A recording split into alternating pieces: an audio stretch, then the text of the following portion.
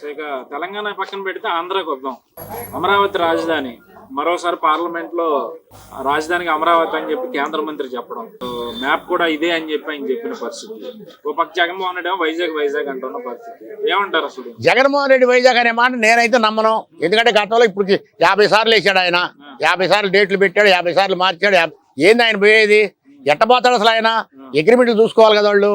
అగ్రిమెంట్లు చూడకుండా నా ఇష్టానుసారం నాకు 151 సీట్ ఉంది నేను వెళ్ళిపోతానంటే కుదరదు. అది ఒకవేళ సజ్జల రామకృష్ణారెడ్డి సలహాదారుడు సలహా చెప్పినా పోతే ఆయన ఒక్కడ పోతాడు.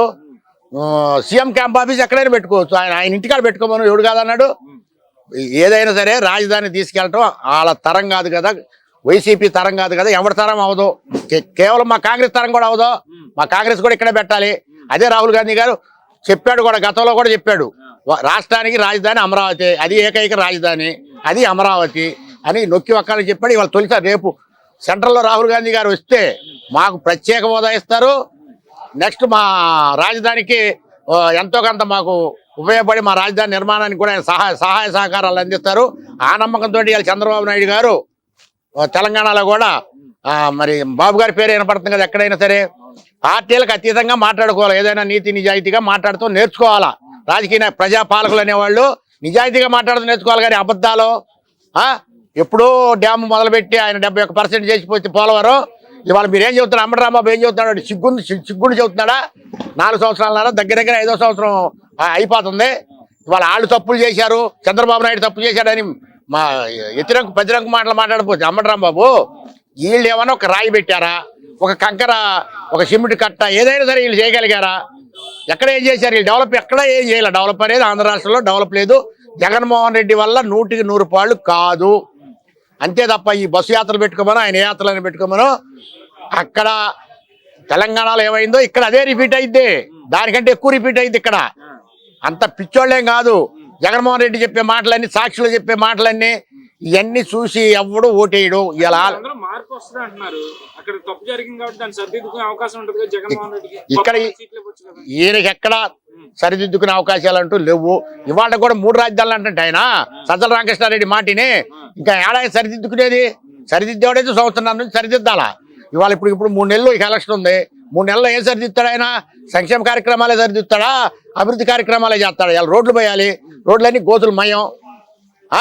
అసలు ఆ రోడ్డు రవాణా సంస్థ దానికి మినిస్టర్ ఎవరో కూడా, రవాణా శాఖ మినిస్టర్ ఎవరో కూడా మాకు తెలియదు వాళ్ళకి.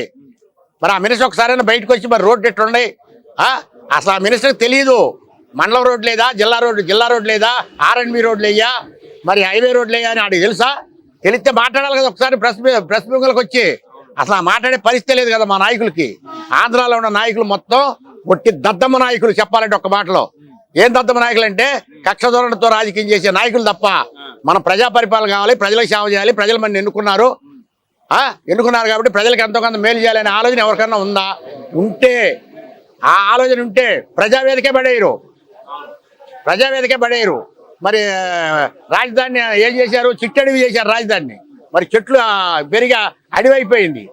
మరి ఇలా కేంద్ర గవర్నమెంట్ చెబుతుంది అంటే, కేంద్ర గతంలో కూడా చెప్పింది, మేము నమ్మట్లే కేంద్ర గవర్నమెంట్ మాటలు. ఇలాంటికి నమ్మండి. ఎందుకంటే నరేంద్ర మోడీ దొంగ మాటలు, ఆయన వీళ్ళకంటే ఎక్కువ దొంగ మాటలు మాట్లాడతాడు ఆయన. మరి ఇవాళ కూడా పేపర్ చూసారో లేదు చూడండి మీరు, ఎవరికైనా కావాలంటే పేపరు. రాజధాని గురించి మొత్తం డీటెయిల్స్ రాసుకొచ్చారు. మరి నువ్వు ఇంతవరకు ఒక్క మెంబో పెట్టలేదు అక్కడ మాకు రాజధానికి నిధులు విడుదల చేయమని. వాళ్ళు అడుగుతున్నా కానీ నువ్వేం చెప్పలేదు. చెప్పినప్పుడు వాళ్ళు ఎదిగిస్తారు నీ కేంద్రం వాళ్ళు. అడిగితేనే అడగని అమ్మాయిని అన్నం పెట్టదు. మరి మీరు అడగలేదు, వచ్చిన నిధులు కూడా వెనక్కి మళ్ళీ ఇచ్చారు మీరు, లేదా మీరు కాజేసి మీ స్వప్రయోజనాల కోసం వాడుకున్నారు. అంతే తప్ప మీ రాష్ట్రం కోసం నేను 100కి 100 పాళ్ళు చెబుతున్నా. నేను రాజశేఖర రెడ్డి గారి పూర్తి అభిమాని. నేను ఇవాళ జగన్మోహన్ రెడ్డి గారు రాష్ట్రాన్ని అల్లకల్లోలం చేసి యూత్ను మొత్తం ఇతర దేశాలు పంపిస్తున్నాడు, పక్క రాష్ట్రాలు పంపిస్తున్నాడు. అంతే తప్ప ఇక్కడ డెవలప్ అనేది లేదు. ఈయన వల్ల కాదు. ఈయన మళ్ళీ గెలిచినా కానీ ఈయన ఏం చేయడు, దోషం చేయటమే రాష్ట్రాన్ని. అంతే తప్ప ఈయన ఎక్కడ పోలవరం కావచ్చు, రాజధాని కావచ్చు, ఉక్కు ఫ్యాక్టరీ కావచ్చు, ఇవాళ ఎందుకయ్యా విశాఖ ఉక్కు కర్మాగారాన్ని ఆపమని ఒక దద్దం అడిగాడు. వీళ్ళు 23 మంది ఎంపీలు ఉన్నారు, మరి రాజ్యసభ సభ్యులు ఉన్నారు, 6-7 ఇంతవరకు ఒక్కసారైనా. ఇప్పుడు పార్లమెంట్ జరుగుతుంది, మరి 3 రోజుల నుంచి లేవనెత్తారు వాటి గురించి? ఏమీ లేదు. 100కి 100 పాళ్ళు ఈయనకి ఓటేయటం తప్పు. తెలిసినవాడు ఎవరు జగన్మోహన్ రెడ్డికి ఓటేయరు. ఇది 100% నిజం. రేవంత్ రెడ్డి కంటే కూడా ఇక్కడ ఎక్కువ సీట్లు వస్తాయి. 140 నుంచి 160 మధ్యలో ఎన్ని సీట్లైనా రావచ్చు. ఇది తథ్యం ఎవరు వస్తాయంటారు? తెలుగుదేశానికి. ఒకవేళ ఇప్పుడు పవన్ కళ్యాణ్ గారికి గాలి కూడా ఆడ పోయింది అంటే మేము అనకూడదు. ఇప్పుడు నేను కాంగ్రెస్ వాదిగా మాట్లాడుతున్నాను తప్ప నేను తెలుగుదేశం వాదిగా మాట్లాడుతున్నా. పవన్ కళ్యాణ్ గారు కానీ మరి ఆయన వాళ్ళ అన్న చిరంజీవి గారు కానీ 2 సార్లు రాష్ట్రాన్ని నాశనం చేశారు వాళ్ళు పోటీలు చేసి.